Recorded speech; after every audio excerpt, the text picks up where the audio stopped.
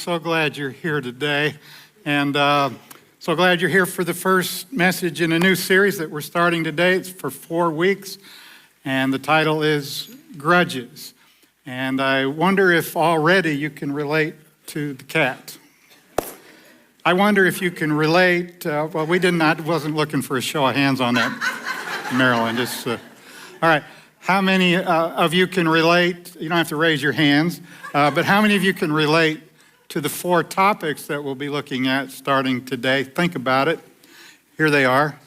When someone is upset with you, when someone does you wrong, when you don't forgive, and when you forgive but can't forget. Pretty sure we have a room full of people that can relate probably to all 4 of those topics. And you know what we're going to learn in these 4 weeks is what Jesus says about what to do when these things are true in your life.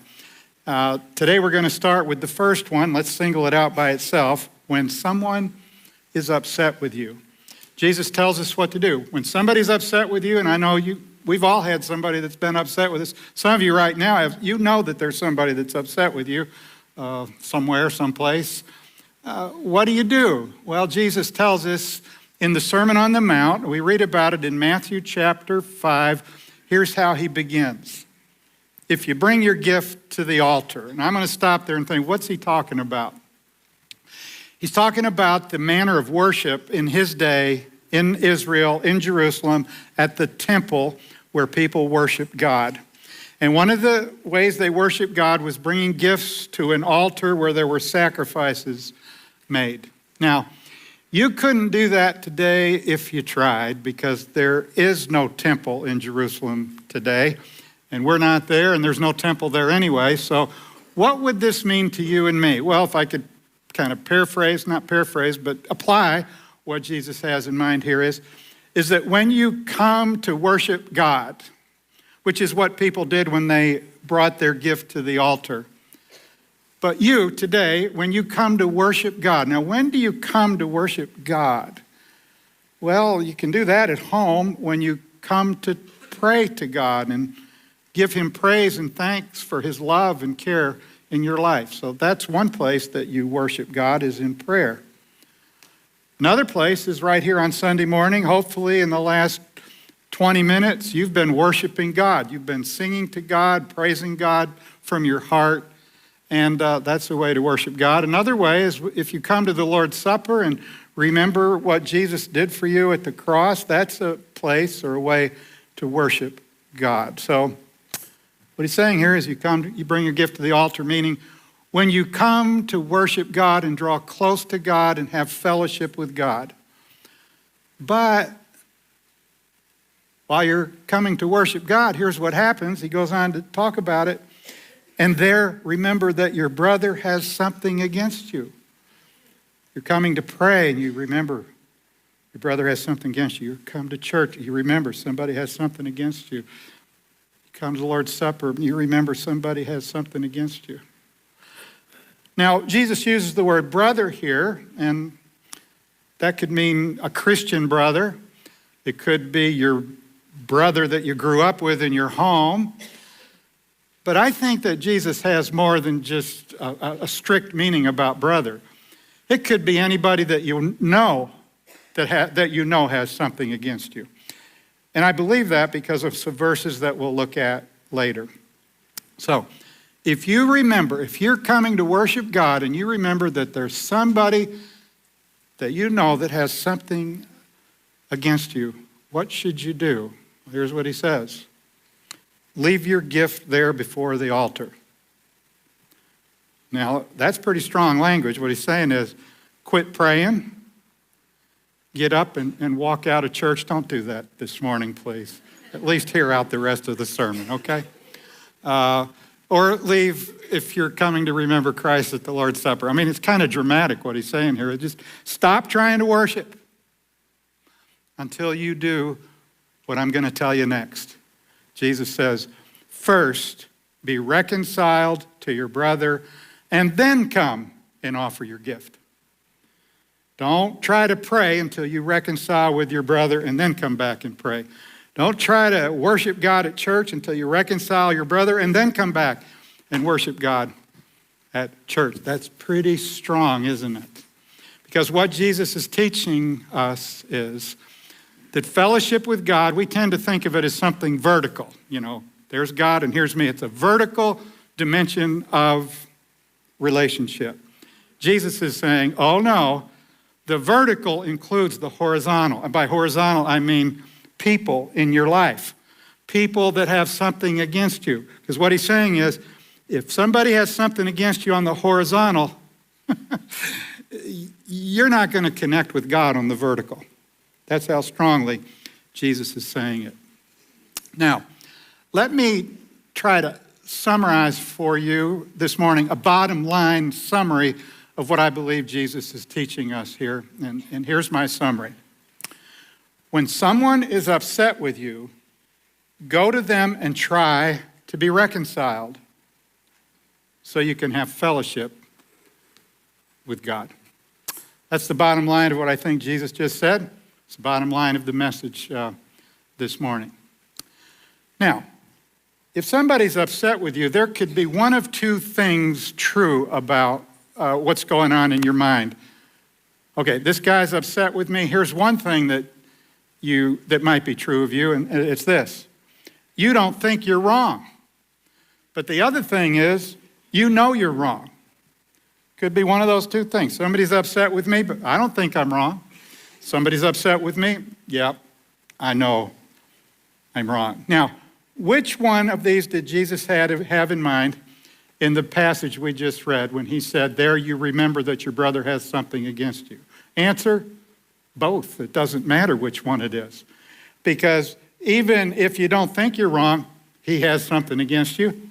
If you know you're wrong, he has something against you. Jesus said either way, you need to go to him and try to be reconciled.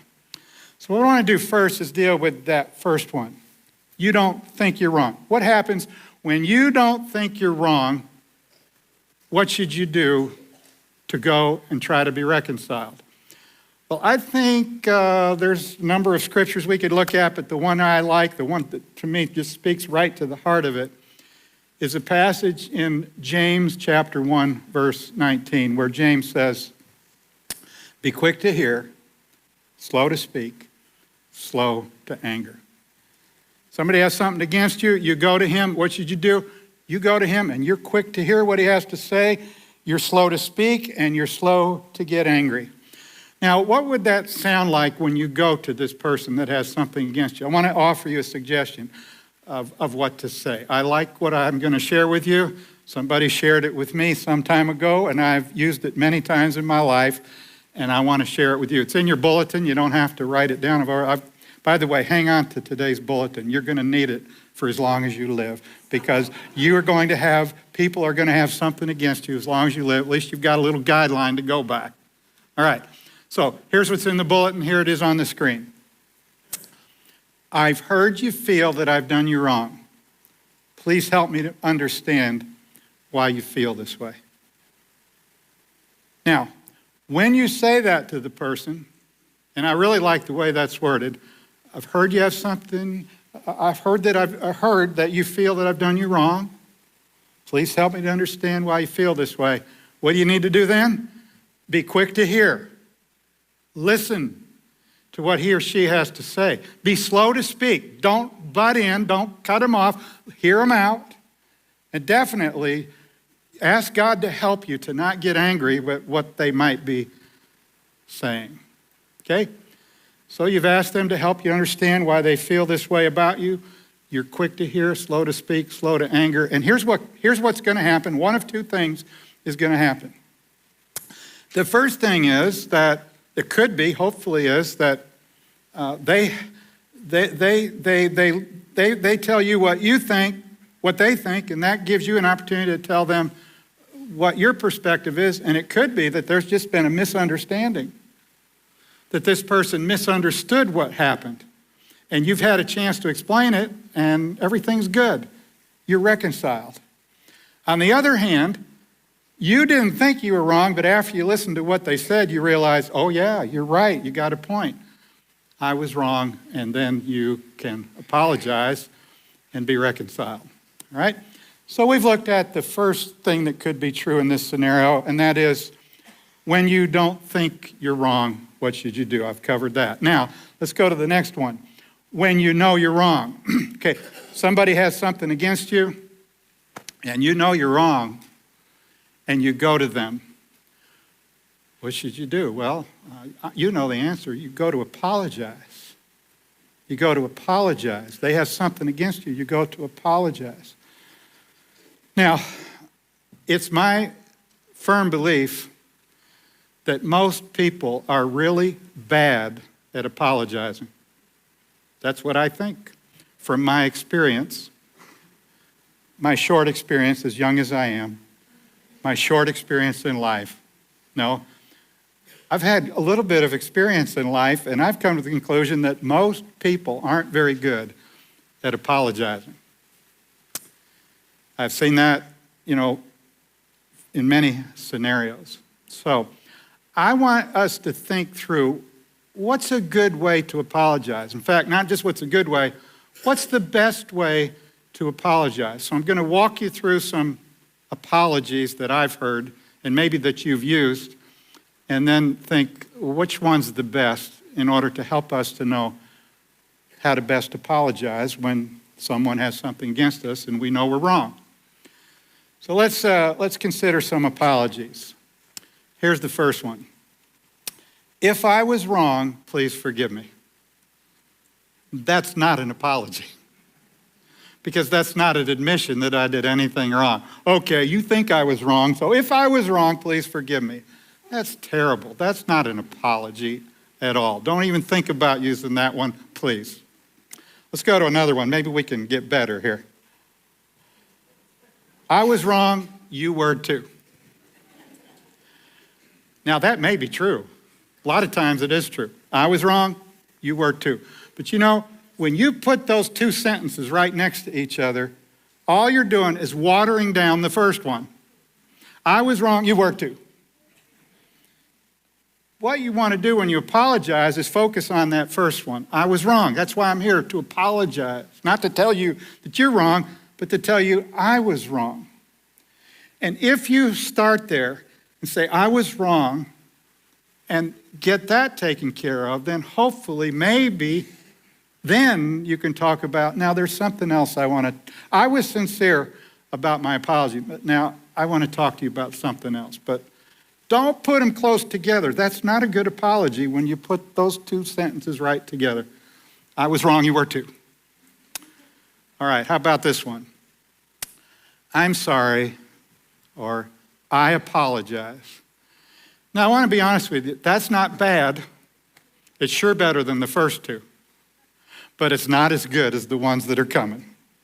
So my suggestion is don't use those, because you can do better. That's not bad, but you can do better. So let's keep moving and try to do better. Here's the next one. I'm sorry, please forgive me. That's a lot better than the first three. And it's okay, because at least you're kind of acknowledging that you did something wrong here when you say, I'm sorry, please forgive me. It's not bad, it's just not the best. I want to tell you what I think is the best wording you can use to apologize. Here it is. I was wrong. Will you forgive me?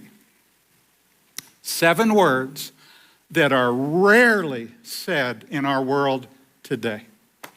You hardly ever hear people say those words. I was wrong. Will you forgive me? Especially the first 3.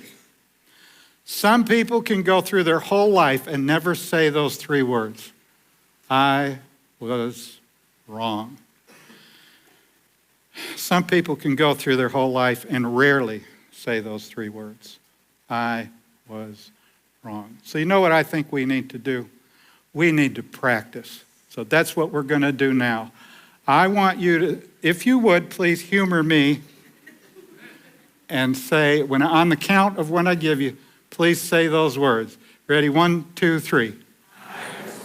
Oh, you did so much better than the first service. You tell them I said that. I had to ask them to do it twice. Well, let's do it twice. Ready? 1, 2, 3. I was wrong. Oh, you can do it. You can do it. Those are 3 of the most important words you will ever say in your life. 3 of the most important words you could ever say in your marriage and as a parent. Your kids need to hear you say that. Your wife, your husband needs to hear you say that when you're wrong. It's so important. In fact, I know something about you that's the same thing about me. You need to say those words a lot because you're wrong a lot. We are all sinners.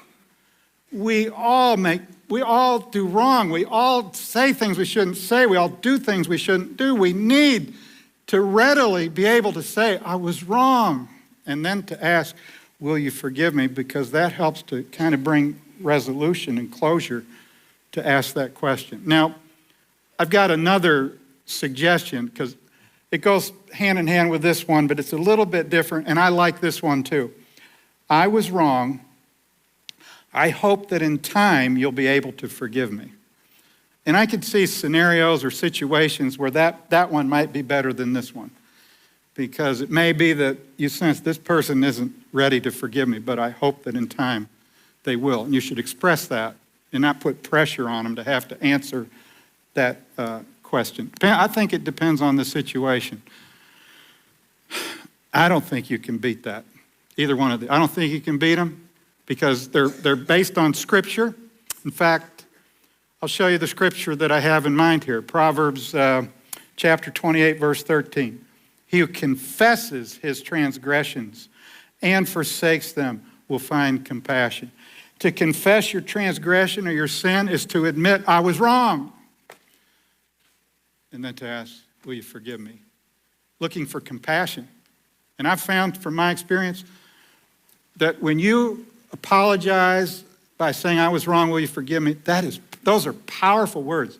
Very powerful words because most of the time, you're going to find compassion. You're going to find forgiveness. You're going to find reconciliation most of the time.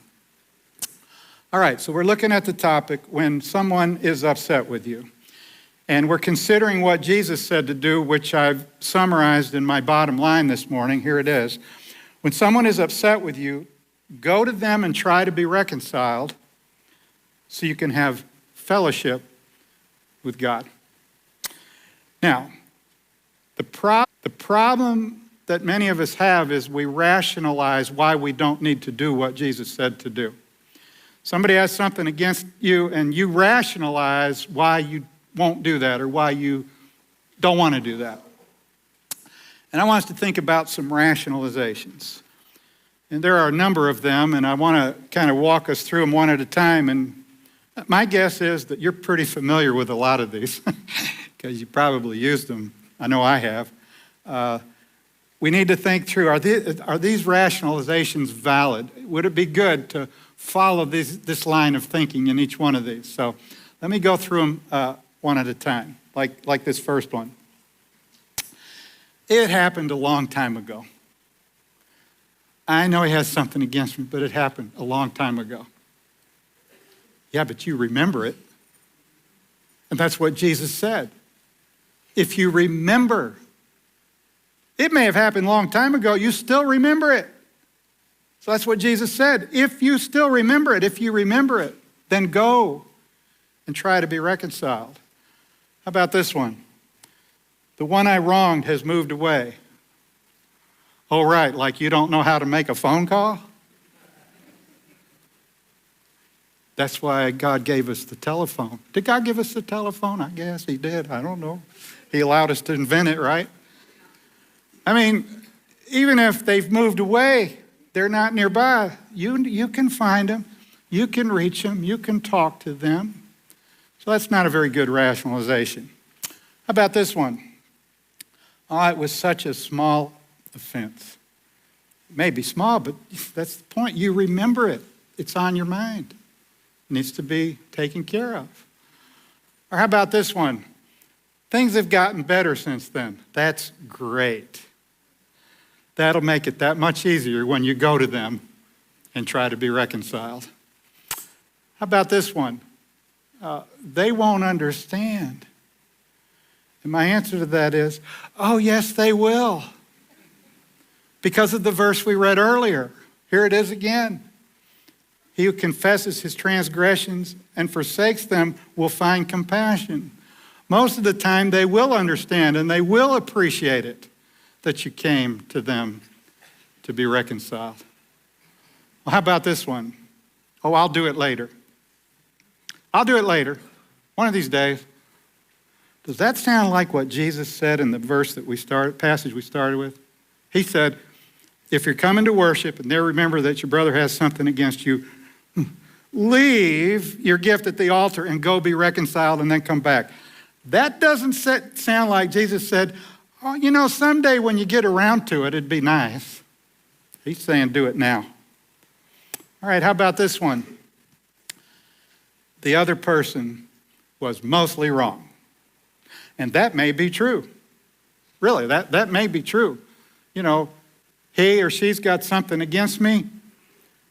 Yeah, I did something I should have done, but she was mostly wrong. Okay, Jesus speaks to that. He does. In fact, we're in the passage we're looking at started with is Matthew 5, and he's in the Sermon on the Mount, but right within the sermon, while he's still preaching the same sermon, he speaks to that rationalization. Here's what he said. First, take the log out of your own eye, then you'll see clearly to take the speck out of your brother's eye. Okay? So the log represents something you've done wrong. The speck represents something the other person did wrong. Now, why is what you did a log and why is what they did a speck? Because it's your perspective. What you did may have been 10% of the problem, but it's right here. It's right there in your eye because that's you that did it. They might be 90% wrong, but that's the speck in their eye from the perspective. What Jesus is saying is, your 10% should be a whole lot bigger to you than their 90% because you're responsible for your 10. And get it right. Get it right. Get that log out of your own eye by asking God to forgive you of what you did and then by asking that other person to forgive you for what you did. Then, once you get that log out of your eye, hopefully you'll be able to talk to them about the speck in their eye. Well, how about this one? I'll purpose not to do it again. That will be enough. That's like Jesus said, now go do this. And you say to Jesus, no, Jesus, I don't have to do that because I'm not going to do it again. That's not what Jesus said. He said, be reconciled.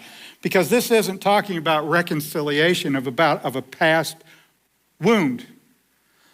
Purposing not to do it again is not enough because that doesn't heal the past wound. All right, how about this next one?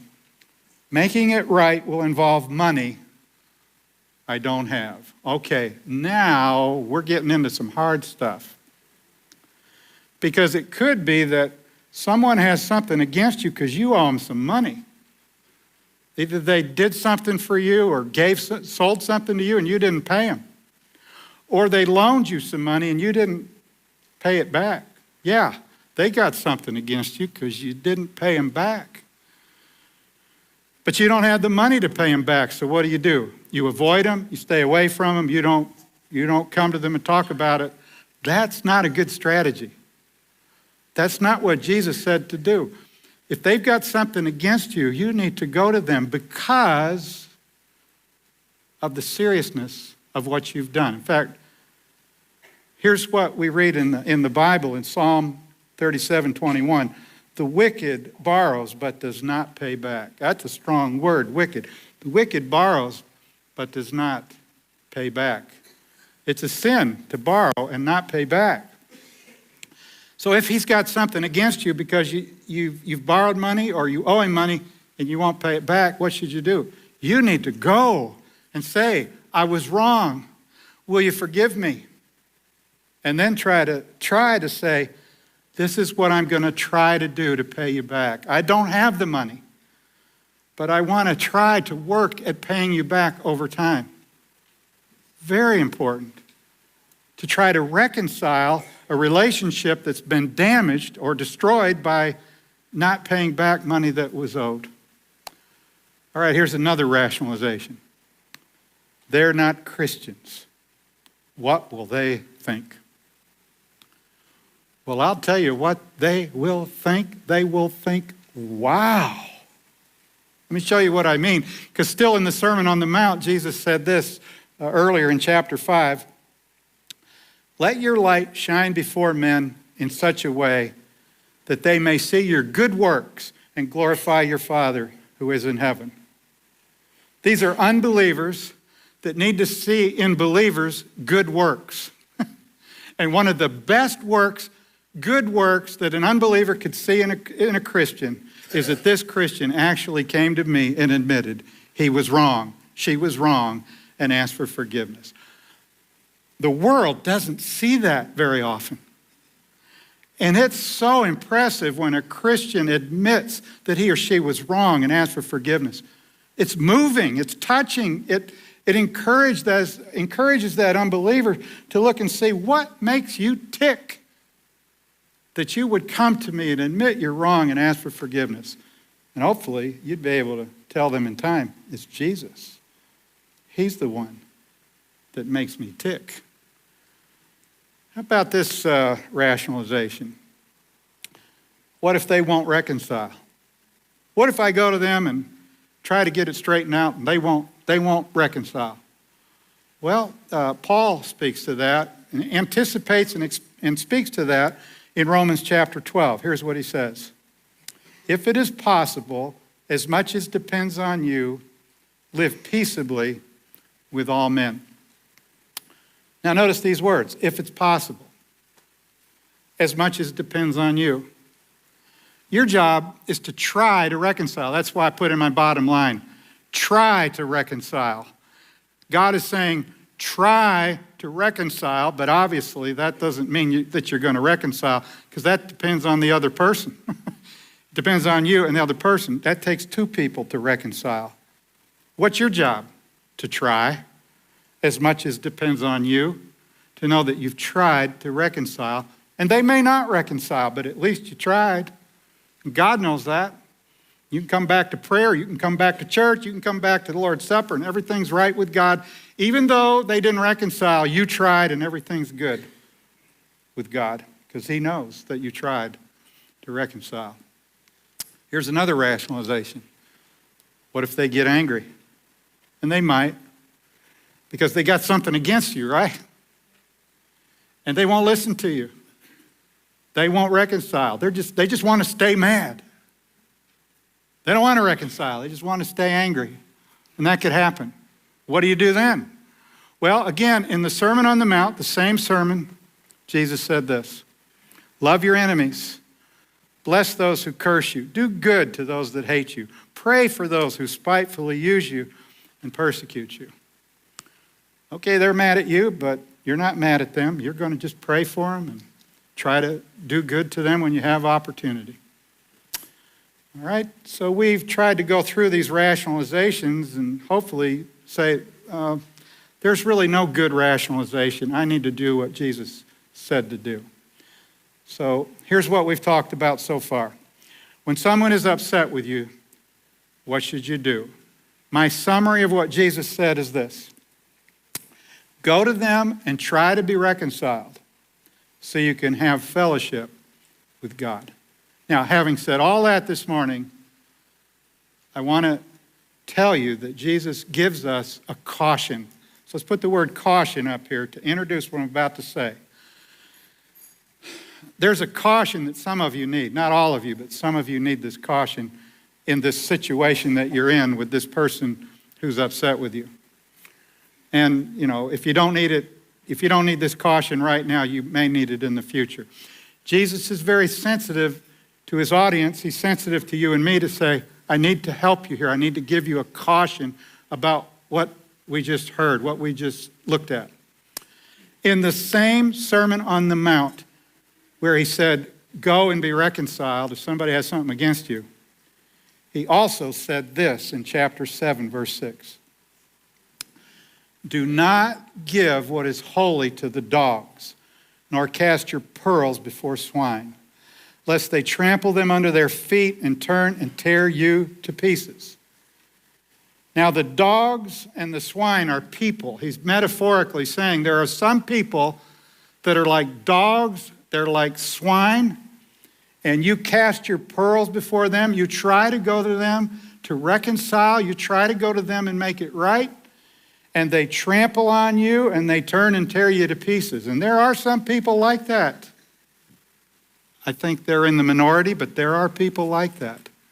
So if I could summarize what Jesus is saying here today is, if somebody has something against you, you should try to be reconciled with them unless they have abused you. Unless you've tried and you've suffered abuse, verbal abuse from them in an attempt previously. Jesus is saying, do not keep putting yourself in a position where to let this person abuse you. Don't do that. And that's the exception to what we've looked at here today. He said, yes, in almost all cases, you need to go and try to be reconciled. But caution, there are some cases where you shouldn't have to put up with abuse that you've experienced previously. Don't do that. Okay, so here it is one last time, the bottom line of what we've looked at today. When someone is upset with you, go to them and try to be reconciled so you can have fellowship with God. Okay, we're going to come back to the happy cat next week. And we're going to look at the next topic in our series. Here it is, when someone does you wrong. Today we've talked about when someone thinks you've done them wrong. Today we're going to talk about when someone does you wrong. I'm not going to ask for a show of hands, but how many of you have ever had somebody do you wrong? Then you need to be here next week. You're going to need this for as long as you live, because there's always going to be people that do you wrong. You need what Jesus has to tell you about what to do when someone does you wrong. We're going to look at that next week. Okay, I want to bring up what Gail brought up earlier. Today is Cypress Valley 101. It happens as soon as we're through. You go out the door, turn right, go all the way down on the end of the hall, and we have lunch for you, and hope you'll stay. If you've never been, love to have you there. I'm going to close in prayer. If you have a question about today's message, or if you just want to come up and introduce yourself, I'd be happy to meet you. Let's pray. Father, you know that we all struggle with grudges. And we struggle with people who have grudges against us. And thank you for the words of Jesus that we've considered today. Thank you that he knows us well enough to know how much we need this direction and help. I pray that you bring it to our remembrance and give us the courage to step out and do what Jesus said to do when somebody's upset with us.